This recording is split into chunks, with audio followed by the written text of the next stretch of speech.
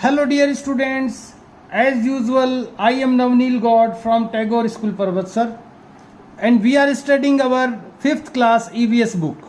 हम लोग स्टडी कर रहे हैं हमारी 5th क्लास की EVS बुक.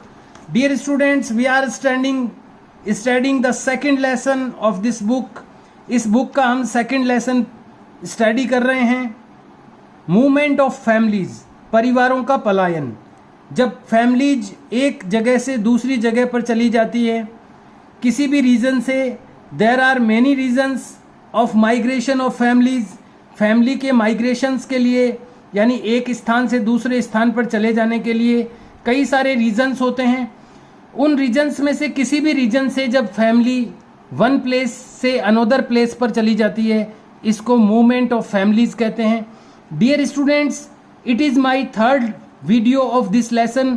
इस लेसन का मेरा ये थर्ड वीडियो है and we are studying, we have to start from the question number 4. आज हमें स्टार्ट करना है क्वेश्चन नंबर 4 से. Dear students, we have completed these 3 questions in our previous video.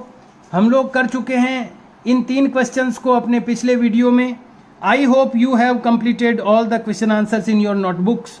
आप लोग कंप्लीट कर रहे होंगे अपने क्वेश्चन आंसर्स अपनी नोटबुक में. Dear students, do your work, you should do your work regular. आपको अपना जो भी वर्क है, भले ही वो रिटर्न वर्क हो चाहे लर्निंग का वर्क हो, याद करने का वर्क हो, आपको रेगुलर करना चाहिए. We are doing the 4th question in our today's video. आज के इस वीडियो में हम स्टार्ट कर रहे हैं अपने 4th क्वेश्चन से. 3rd क्वेश्चन तक हम लोग कर चुके हैं अपने पिछले वीडियो में. द 3rd क्वेश्चन इज, तीसरा जो क्वेश्चन है वो है व्हाट आर द वर्क्स, क्या हैं कार्य, दैट यानी जो कि हॉस्टलर्स यानी हॉस्टल में रहने वाले हैव टू डू करने होते हैं, देम सेल्वेज यानी अपने आप. कौन से वो काम हैं, कौन से वो वर्क हैं जो कि हॉस्टलर्स को यानी हॉस्टल में रहने वालों को करने होते हैं, देम सेल्वेज यानी उनको अपने आप. तो मैं आपको बता रहा हूँ इसका आंसर स्क्रीन पर. आपको ये आंसर राइट डाउन करना है अपनी नोटबुक्स में, जो कि हम लोग पिछले क्वेश्चन के आंसर में भी लिख चुके हैं. हमें यहाँ पूछा गया है कि हॉस्टलर्स को कौन से वर्क अपने आप करने होते हैं. Dear students, you can write the answer of this question from here. यहाँ से आप इस क्वेश्चन का आंसर लिख सकते हैं. हॉस्टलर्स यानी हॉस्टल में रहने वाले, वॉश यानी धोते हैं, देयर डिशेज यानी उनकी प्लेटें या थालियाँ, ऑन देयर ओवन अपने आप. फिर से मैं बता दूं, यहाँ से आपको इसका आंसर लिखना है हॉस्टलर्स, क्योंकि यहाँ पूछा गया है कि हॉस्टलर्स को अपना कौन से काम अपने आप करने पड़ते हैं. तो यहाँ पर हम वही बताने जा रहे हैं. Hostellers wash their dishes, hostellers अपनी डिशेज यानी थालियाँ या तश्तरियाँ, वॉश यानी धोते हैं, ऑन देयर ओवन यानी अपने आप, समटाइम्स कई बार, दे हैव टू क्लीन उनको साफ करना होता है, देयर रूम यानी उनका कमरा, आल्सो यानी भी, they also wash their clothes वे अपने कपड़े भी धोते हैं, ऑन देयर ओवन अपने आप. Dear students, you can write the answer from here. इस तरह से आप इस 4th क्वेश्चन का आंसर लिख सकते हैं. नाउ द क्वेश्चन 5 इज, अगला जो क्वेश्चन है वो 5 है. इसमें क्या है, व्हाट आर द रीजन्स, कौन से वो कारण हैं, रीजन्स हैं, फॉर विच यानी जिनके लिए, पीपल यानी लोग, मूव यानी जाते हैं, from one place to the another एक प्लेस से दूसरे प्लेस पर, एक जगह से दूसरी जगह पर. वो कौन से रीजन हैं, वो कौन से कारण हैं जिनके कारण लोगों को एक प्लेस से यानी एक जगह से अनोदर प्लेस पर जाना पड़ता है, दूसरी जगह पर जाना पड़ता है. Dear students, it is the answer of this question. इस क्वेश्चन का आंसर ये है जो मैं आपको स्क्रीन पर दिखा रहा हूँ. पीपल माइग्रेट, माइग्रेट का मतलब भी वही होता है एक स्थान से दूसरे स्थान पर चले जाना, इसको भी माइग्रेशन कहते हैं और उसी से बना है माइग्रेट. पीपल माइग्रेट, लोग विस्थापित होते हैं यानी एक स्थान से दूसरे स्थान पर जाते हैं. अब किन किन कारणों से जानते हैं, फॉर हायर एजुकेशन, उच्च शिक्षा के लिए, एम्प्लॉयमेंट यानी रोजगार के लिए, and also due to the occurrence flood and other natural calamities. एक तो देखो बताया गया है कि हायर एजुकेशन के लिए लोग माइग्रेशन करते हैं, दूसरा एम्प्लॉयमेंट यानी रोजगार के लिए, और and also due to the occurrence यहां पर ऑफ भी लिख देना आप, to the occurrence of flood. Flood का मतलब होता है बाढ़, और अकरेंस यानी पैदा होना, उत्पन्न होना।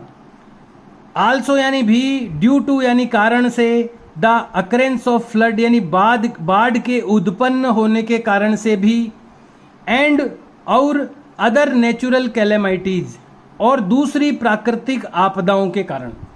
तो ये कुछ ऐसे रीजंस है जिनके कारण लोगों को एक स्थान छोड़कर दूसरे स्थान पर जाना पड़ता है, जिसको माइग्रेशन भी कहते हैं, जिसको मूवमेंट भी कह सकते हैं हम। तो यहाँ पर हमने बताया कि हमने यहाँ पर जो बताए हैं वो तो एक तो हायर एजुकेशन के लिए यानी बच्चों की उच्च शिक्षा के लिए, एम्प्लॉयमेंट यानी रोजगार या काम धंधे के लिए, और कई बार बाढ़ आने के कारण यानी अकरेंस ऑफ फ्लड के कारण, और इसके अलावा कई बार और दूसरी प्राकृतिक आपदाएं आ जाती है, नेचुरल कैलेमिटीज होती है, उनके कारण भी माइग्रेशन करना पड़ता है। So this was the answer of this question. ये था इस क्वेश्चन का answer. Next question is question number 6। अगला जो क्वेश्चन है वो है question number 6। How do they continue, how यानी कैसे, डू इसकी हेल्पिंग वर्ब है, दे कंटिन्यू यानी वे लगातार करते हैं देयर चिल्ड्रंस एजुकेशन। फिर से बता रहा हूं, हाउ यानी कैसे, डू हेल्पिंग वर्ब, दे यानी वे, कंटिन्यू यानी लगातार, वे लगातार करते हैं देयर चिल्ड्रंस उनके बच्चों की एजुकेशन यानी शिक्षा। वे उनके बच्चों की शिक्षा को कंटिन्यू कैसे करते हैं, यानी वो अपने बच्चों को लगातार यानी कंटिन्यू कैसे पढ़ा पाते हैं जब वो एक जगह से दूसरी जगह पे जाते रहते हैं। हम बात कर रहे हैं माइग्रेशन वाली फैमिलीज़ की, यानी जो एक जगह से दूसरी जगह पर जो जाते हैं, अपना स्थान छोड़कर नए नए स्थानों पर जाते हैं। इस तरह की जो माइग्रेटिंग फैमिली होती है वो अपने बच्चों की पढ़ाई कैसे रेगुलर कर पाती है। तो यहाँ पर हम लोग लिख रहे हैं इसका आंसर कि उनके बच्चों की पढ़ाई रेगुलर कैसे होती है। It was the answer of this question. ये है इस क्वेश्चन का answer. The children's education, their children's education, education कह दो चाहे स्टडीज कह दो, एक ही बात है, पढ़ाई। देयर यानी उनके, चिल्ड्रंस यानी बच्चों की, एजुकेशन और स्टडीज यानी पढ़ाई, उनके बच्चों की पढ़ाई। सर्टेनली यानी निश्चित रूप से, गेट अफेक्टेड यानी प्रभावित होती है। उनके बच्चों की जो एजुकेशन है या स्टडी है वो सर्टेनली यानी निश्चित रूप से, अफेक्टेड यानी प्रभावित होती है। रिच पीपल यानी अमीर लोग या जिनके पास पैसा ज़्यादा होता है, पुट यानी रखते हैं, देयर चिल्ड्रन यानी उनके बच्चों को, इन हॉस्टल, उनके हॉस्टल में रखते हैं। जो रिच पीपल होते हैं, ज़्यादा पैसे वाले होते हैं, वो अपने चिल्ड्रन यानी बच्चों को हॉस्टल में रखते हैं, छात्रावासों में रख देते हैं ताकि उनको उनके साथ नहीं घूमना पड़े। अदर पीपल जो दूसरे लोग होते हैं, गेट देम एडमिटेड, उनको भर्ती करा देते हैं, एडमिशन करा देते हैं, एट द प्लेसेज, उन स्थानों पर, वेयर दे लिव, जहां वो रहते हैं। तो मैं ये कहना चाहूँगा कि हॉस्टल में रखना अच्छी बात नहीं है। तो जो फैमिली जहाँ पर जाती है, हर जगह स्कूल होते हैं, तो उनको उसी जगह पर बच्चे का एडमिशन करवा देना चाहिए जहाँ पर वो जाते हैं, क्योंकि हर जगह आजकल ऐसी कोई जगह नहीं है जहाँ स्कूल नहीं होते हैं। तो ऐसी फैमिली जो माइग्रेटिंग फैमिली है, जो एक स्थान से दूसरे स्थान पर स्थान बदलती रहती है, नए नए स्थानों पर जाना पड़ता है उनको किसी भी रीजन के कारण, तो जहाँ भी वो रहते हैं वहाँ पर वो अपने बच्चों का एडमिशन करा देते हैं। तो ये इसका आंसर था। फिर से मैं एक बार आपको एक्सप्लेन कर देता हूँ।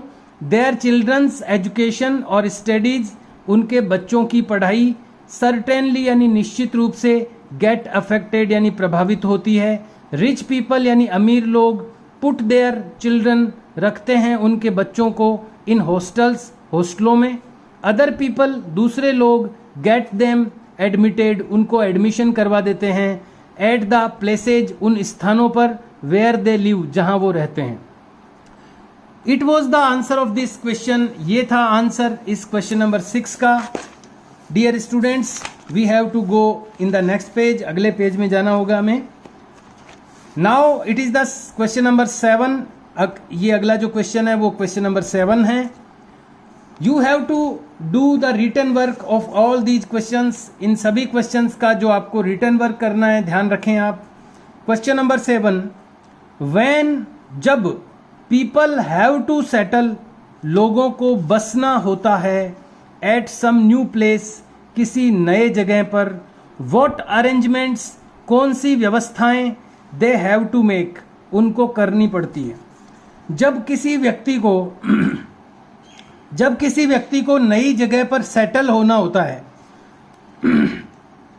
नई जगह पर जब किसी को सेटल होना होता है तो कौन सी फैसिलिटीज या अरेंजमेंट्स उसको मेक यानी बनाने पड़ते हैं। It is the answer of this question, ये आंसर है इस क्वेश्चन का। व्हेन यानी जब, people want to settle down, जब लोग, वांट यानी चाहते हैं, टू सेटल डाउन यानी बसना, एट सम न्यू प्लेस, किसी नई जगह पर, they have to make arrangements, उनको अरेंजमेंट्स बनाने होते हैं, रिलेटेड टू देयर, उनके इन चीजों से संबंधित, रिलेटेड टू देयर अकोमोडेशन यानी हाउस, उनके घर से संबंधित, फूड यानी भोजन से संबंधित, एम्प्लॉयमेंट यानी रोजगार से संबंधित, चिल्ड्रंस एजुकेशन बच्चों की पढ़ाई से संबंधित, एटसेट्रा आदि। तो इस प्रकार इनसे रिलेटेड, यहाँ जो रिलेटेड टू आया था, इन सब चीजों से रिलेटेड जो अरेंजमेंट्स होते हैं, इस तरह इन सब से रिलेटेड जो अरेंजमेंट्स यानी व्यवस्थाएं होती है वो उनको बनानी पड़ती है, मेक यानी बनानी पड़ती है। So you have to write down the answer like this, इस तरह से आपको आंसर लिखना है। फिर से मैं बता देता हूं, व्हेन यानी जब, people want to settle down, लोग सेटल डाउन होना चाहते हैं, बसना चाहते हैं, एट सम न्यू प्लेस, किसी नई जगह पर, they have to make arrangements, उनको अरेंजमेंट्स बनाने होते हैं, रिलेटेड टू देयर अकोमोडेशन, उनके हाउस या अकोमोडेशन एक ही बात है, उनके हाउस से रिलेटेड अरेंजमेंट उनको बनाना पड़ता है, उनके फूड यानी भोजन से रिलेटेड अरेंजमेंट उनको बनाना पड़ता है, उनके एम्प्लॉयमेंट यानी रोजगार से रिलेटेड उनको अरेंजमेंट बनाना पड़ता है, चिल्ड्रंस एजुकेशन बच्चों की पढ़ाई से रिलेटेड यानी संबंधित अरेंजमेंट उनको बनाना होता है। लेट्स गो अहेड, आइए आगे चलते हैं। It is the question number 8, अगला जो क्वेश्चन है वो क्वेश्चन नंबर 8 है। ड्यू टू एनी रीजन, किसी भी रीजन के कारण, किसी भी कारण से, if you need to settle, यदि तुम्हें आवश्यकता है सेटल होने की यानी बसने की, एट ए न्यू प्लेस, एक नई जगह पर, यानी किसी भी रीजन से, किसी भी कारण से अगर आपको किसी नई जगह पर सेटल होना है, व्हाट वुड यू लाइक, आप क्या करना पसंद करेंगे, आप क्या करना पसंद करेंगे, टू टेक लेना, अलोंग विद यू तुम्हारे साथ, तो आप अपने साथ क्या लेना पसंद करेंगे। यानी अगर आपको नई जगह पर जाकर के सेटल होना है तो आप कौन सी चीजों को अपने साथ में लेना पसंद करेंगे। हालांकि ये क्वेश्चन नंबर 2 शायद आ चुका है। यहाँ पर क्वेश्चन नंबर जो 2 था, if you need to go out for studies, what things will you take along with you, कि अगर आपको स्टडी के लिए जाना है तो आप कौन सी चीज़ों को साथ लेंगे। ये सेकंड क्वेश्चन किया था हमने, वही क्वेश्चन थोड़ा सा टर्निंग पॉइंट के साथ में वापस आया है कि इसमें भी वही लिखा है कि अगर किसी भी कारण से आपको नई जगह पर बसना है तो आप कौन सी चीज़ें लेना पसंद करेंगे अपने साथ में। तो वही आंसर इसमें हम लिख सकते हैं। ये आंसर आप अगेन लिख सकते हैं सेकंड क्वेश्चन वाला, यहां से इफ वी हैव, या आई लिखना पड़ेगा आपको यू की जगह। If I have to shift, यदि मुझे शिफ्ट होना है, टू सम अदर प्लेस, नए स्थान पर। यहां पर आप ये मत लिखिए फॉर अवर स्टडीज, क्योंकि यहां कारण कुछ भी हो सकता है, ये लिखा हुआ है क्वेश्चन में, तो आप इसको मत लिखना इस बार। फॉर आवर स्टडीज को। बस आप यहां से ये लिखिए इफ आई, यहां पर भी आई लिखना आपको वी की जगह पर। If I have to shift, यदि मुझे शिफ्ट होना है टू सम अदर प्लेस, किसी दूसरे प्लेस पर, देन फिर यहां पर आई लिख देना। देन आई विल टेक, तो मैं लूंगा, माई बुक्स, अवर नहीं लिखना, यहां पर माई लिख देना, अवर की जगह माई। माई बुक्स, मेरी किताबें, नोटबुक्स, क्लोथ्स यानी कपड़े, बेडिंग यानी बिस्तर, कुकिंग मटेरियल यानी पकाने की सामग्री, यूटेंसिल्स यानी बर्तन, मेडिसिन्स यानी दवाइयाँ, एटसेट्रा आदि, अलोंग विद मी लिख देना है अस की जगह। तो इस तरह से आप इस क्वेश्चन का आंसर प्रिपेयर कर सकते हैं, इसका आंसर आप लिख सकते हैं। Dear students, we have complete